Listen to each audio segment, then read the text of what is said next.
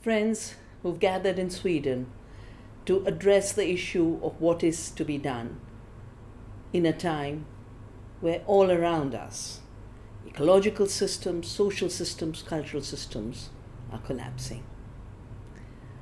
My first book was called Staying Alive. And that is where I realized that we are in a world where two major worldviews are clashing. One is the short-term worldview, roots in industrial capitalism, roots in capitalist patriarchy, that counts nothing of significance, doesn't even count the destruction it causes. And that's what's driving everything to a collapse. And then there is the other worldview, both of ancient cultures that have sustained themselves over 5,000, 10,000 years, and the new awareness and the new consciousness of the ecology movement that knows that if we do not align ourselves with the laws of this planet, there is no future for our species.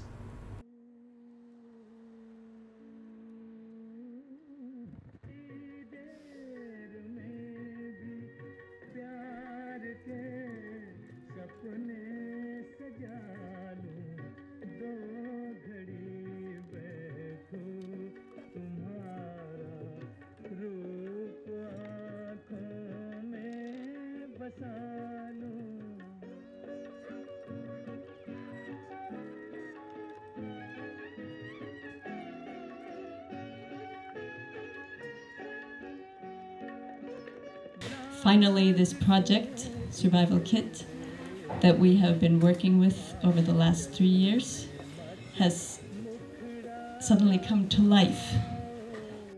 And what inspired us so much with the festival in Riga is that it not only says something, it does something. Och det är filmer, det är performance, det är skulptur, det är ljudverk, det är måleri. Så det är väldigt stor bredd även på tekniker och perspektiv kan man säga i det. Because you've all done an amazing job, and we have a tradition that all our guests should receive a verkligheten bag as a thank you that you are here. I'm very happy. Thank you.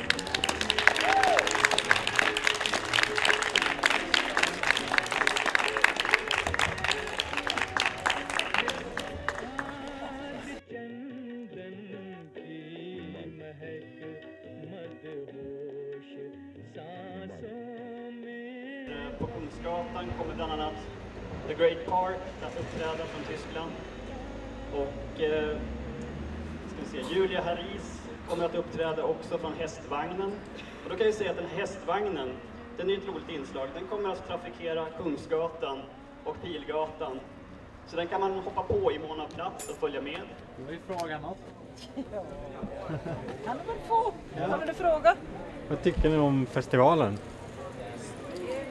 Det är det bästa som har skett på åratal.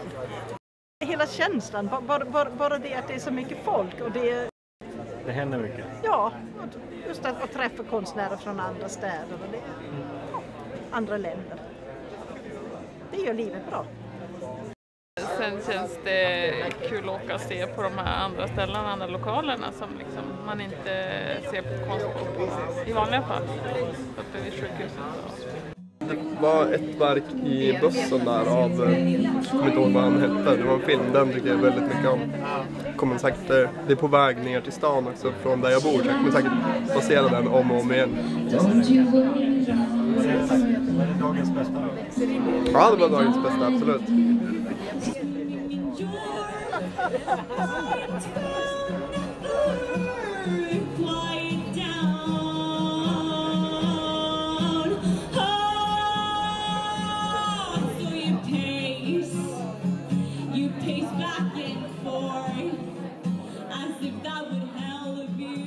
We often think of sustainability as being about giving things up.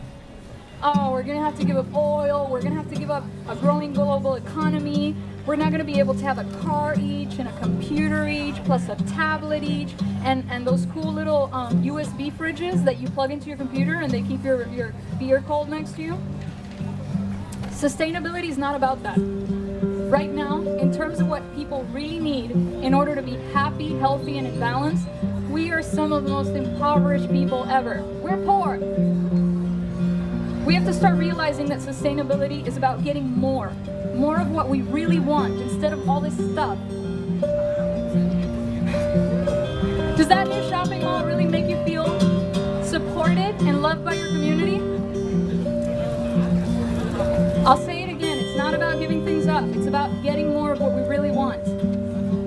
Well, I went down to the Royal Canal, intending to throw in my towel, with a bottle and a bucket of stones. I sat there and drank there alone, and things had got quite bad enough. It seemed there was nothing more to be done. I left my best with the rest, and then I gave up my ghost to the dead, to the dead.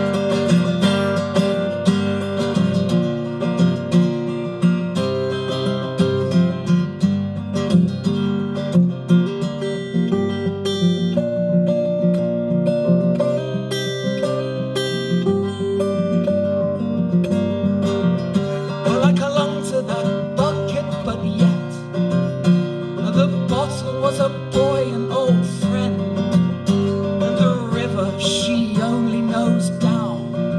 So that's the only way I know now. But there is nowhere to hide out at sea, and that thought is terrifying to me. And I slept, but I do not know how. I dreamt of the song of the Royal Canal.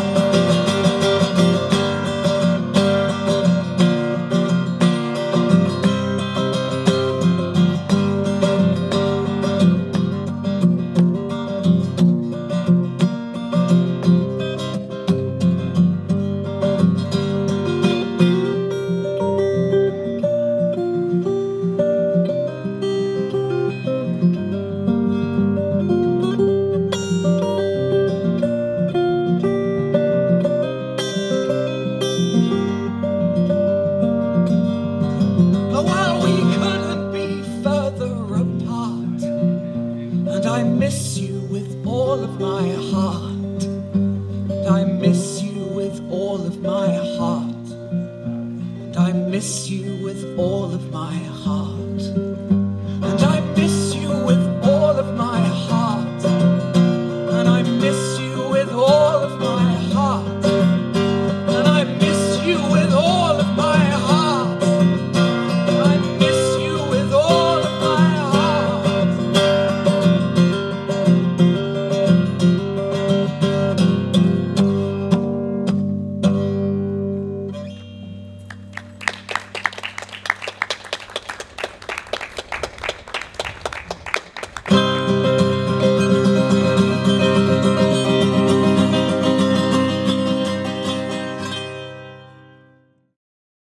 Exakt har Norge undertecknat ILO-konventionen 169. Det handlar om urfolkens rätt till land och vatten. Och Norge har ju undertecknat det här, men inte Sverige och inte de andra länderna i Sápmi. Och det skapar ju konflikter och svårigheter. Och där diskuterar man ju också varför skriver man inte på ILO. Jo, därför det är de här industriella råvarutillgångarna som är viktigt för staten. Och det är viktigare än människor och deras liv och näring.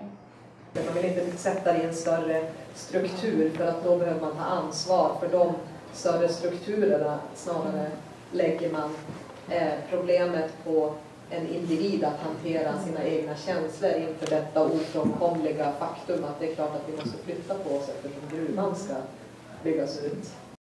Alltså hur hela processen kring flytten fungerar så är det ju också liksom jättenoggrant planerat att det ska vara individuella fall, alltså med hus och liksom ja men villa eller vad det handlar om. Det är man förhandlar individuellt, man förhandlar inte om ett kvarter eller som i Kiruna.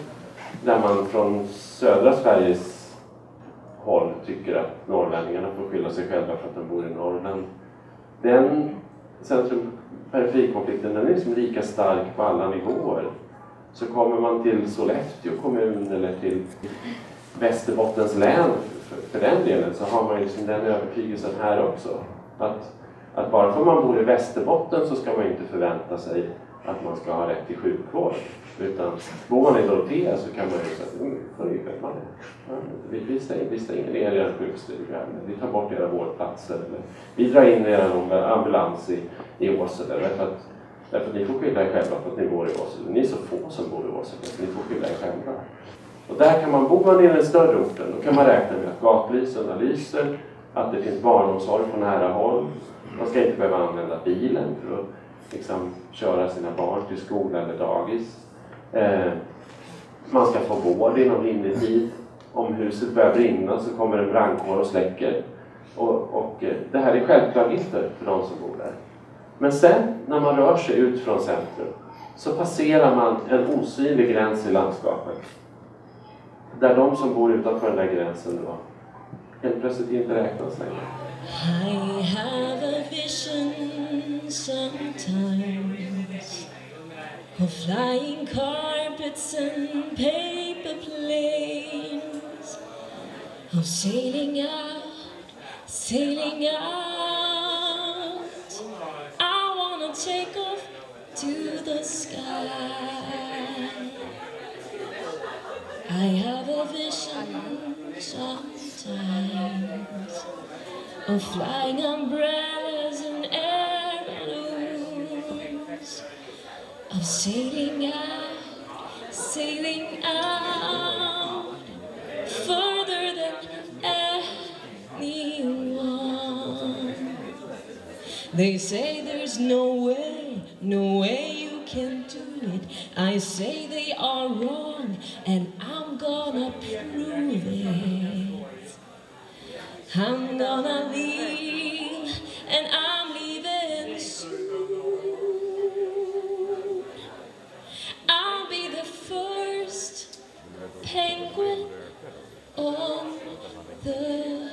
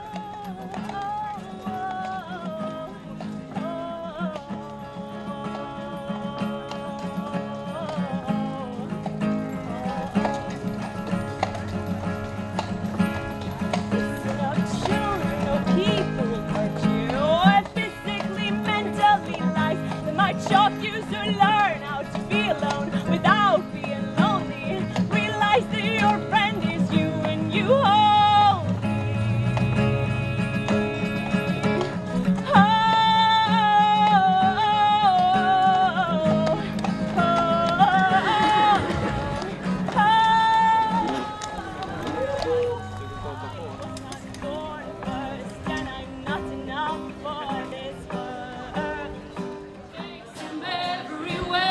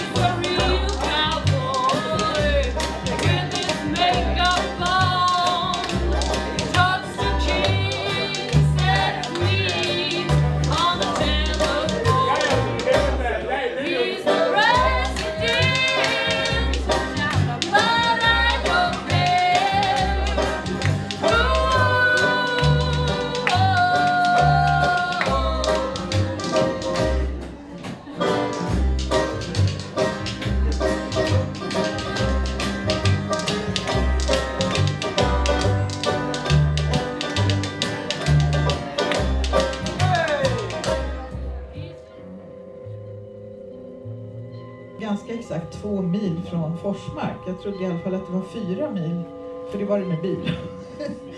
Men om man tänker på 2 mil nu, det är 2-milszonen runt Fukushima, det är 3-milszon runt Tjernobyl. Och ni kan tänka er om man blir 2,1 mil från zonen som stängs av. Det var det som vi gjorde då. Hur hade det känts? Vi flyttade direkt när vi förlorade folkomröstningen, men jag blev djupt engagerad och då hade jag ju tillbringat i stort sett 1 år bland människor som sa: det är bara vi i Sverige som inte satsar på den här underbara framtidstekniken. Vi kommer att komma efter. Alla andra bygger ut kärnkraften, bara inte vi. Och då ville jag veta vilka är de här andra.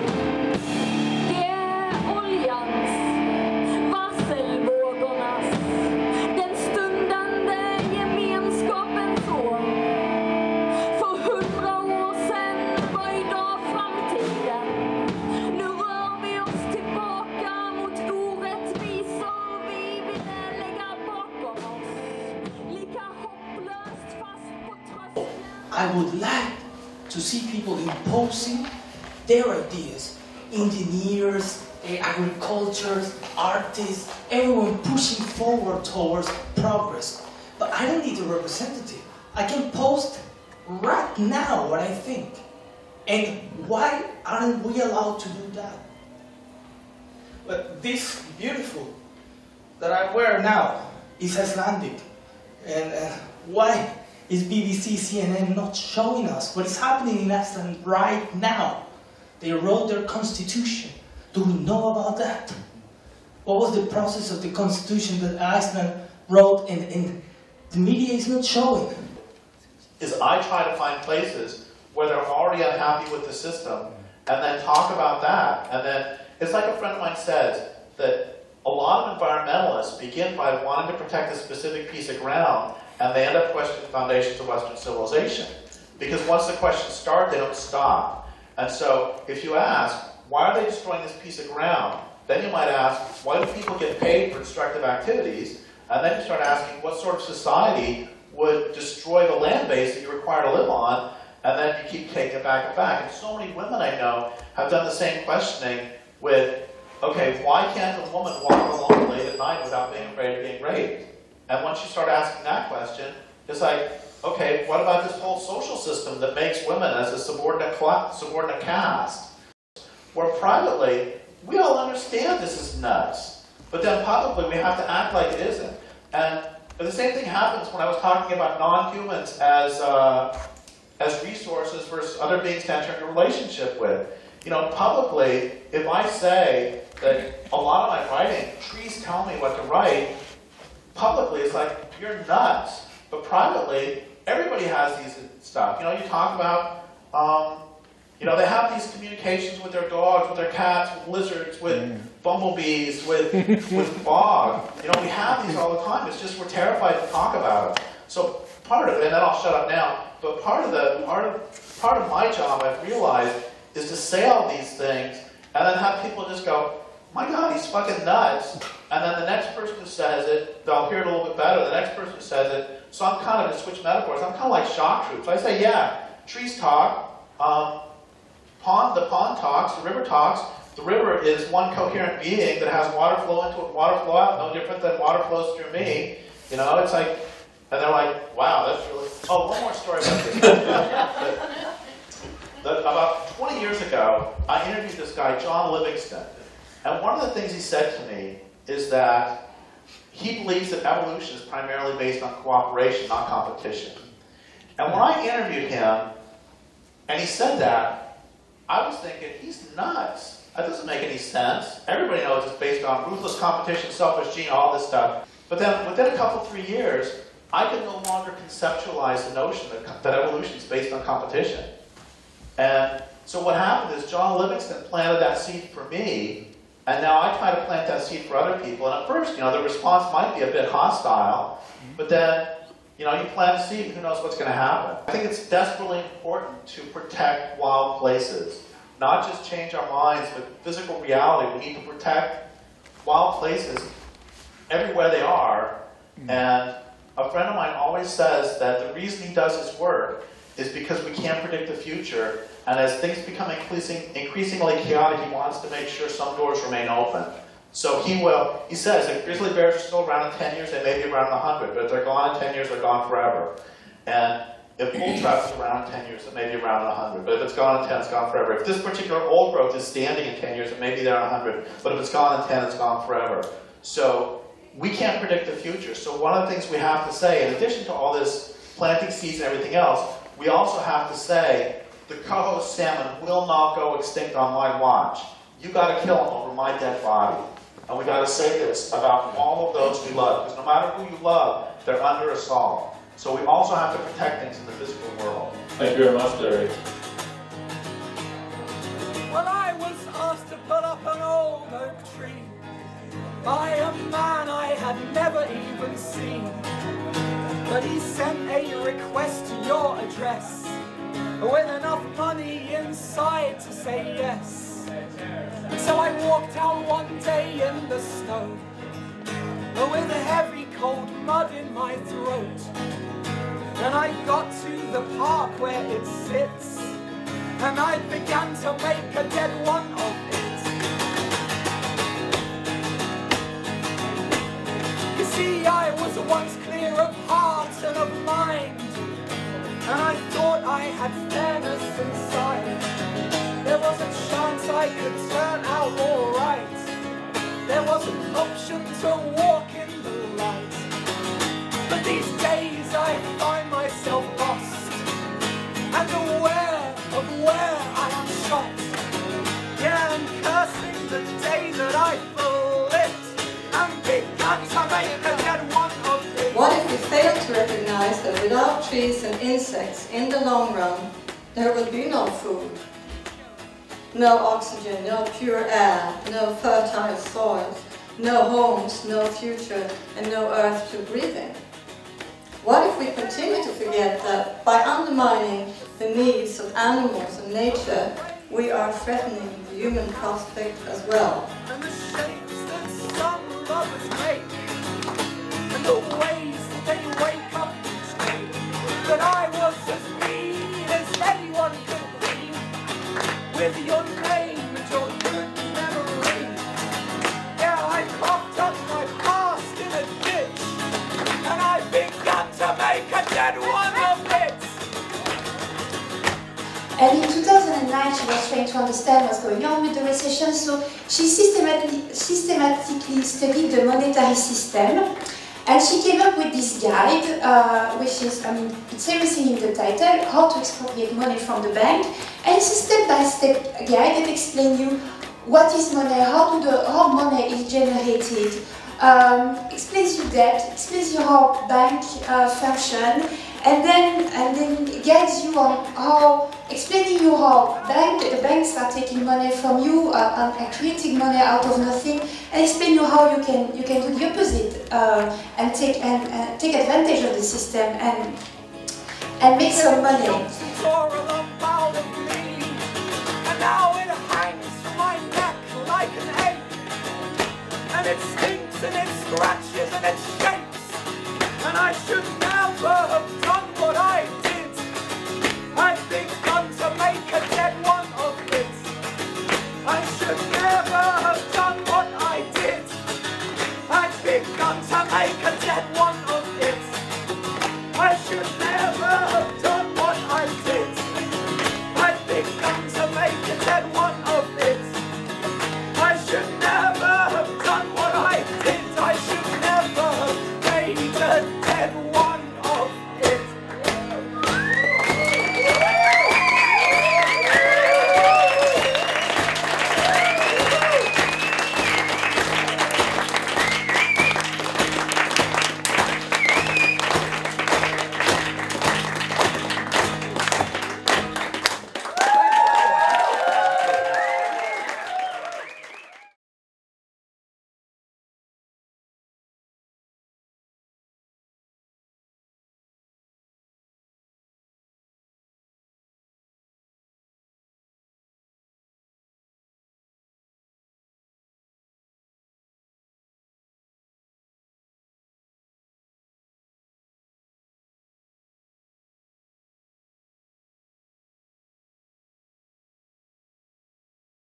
Any change we make towards survival, any change we make towards ecological sustainability is a change that will create better societies and improve our well-being. For too long have corporations blackmailed us to think if you don't use more fossil fuels, you won't have progress. If you don't eat industrial food, you won't have progress, you won't have food. That blackmail must stop. The less pressure we put on the planet, the smaller our ecological footprint, the wider the scope of our possibilities, but most importantly, the higher level of our well-being. The correlation between exploiting the earth and finishing off our possibilities and defining that as progress, that's what has to end. And what is well-being, what is a good life, what creates happiness, has to redefine our relationship with the earth and with each other. That's what we must do.